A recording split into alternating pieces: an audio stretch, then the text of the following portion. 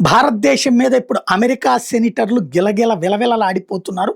ఆగ్రహం వ్యక్తం చేస్తున్నారు.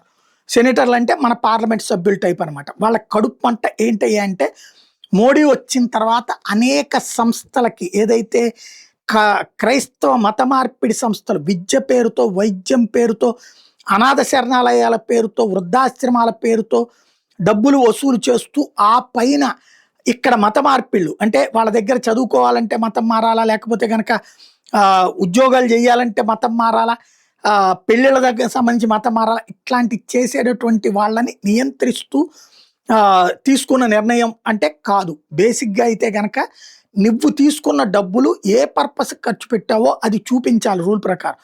అలా చూపించకుండా ఆ డబ్బులు మొత్తం వాడేశారు అంటే అది మత మార్పిళ్ళకి జరుగుతున్నది అన్నది అర్థం.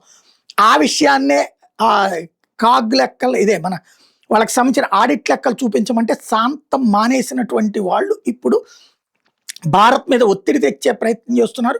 ప్రపంచంలో ఉన్నటువంటి ఇతర క్రైస్తవ దేశాలు, ఇతర యూరప్ దేశాలతో కలిసి భారత్ మీద ఒత్తిడి తీసుకొచ్చేటటువంటి ప్రయత్నం చేస్తున్నారు. ఎఫ్సిఆర్ఏ మార్పుల మీద ఎక్కువ టెన్షన్ పడిపోతున్నారు.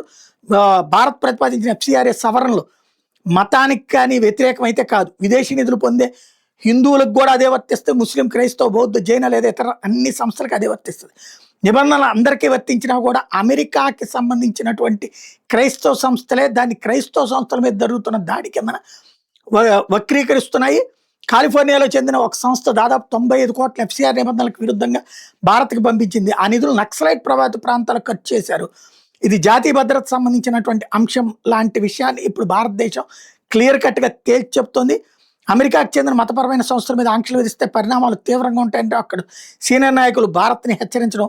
ఓ ప్రజాస్వామ్య దేశంలో ఉన్నటువంటి వాళ్ళు ఇప్పుడు అమెరికాలో భారతీయులు తిప్పి పంపితే తీవ్ర పరిణామాలు ఉంటాయని మనం హెచ్చరిస్తూ ఊరుకుంటాడా?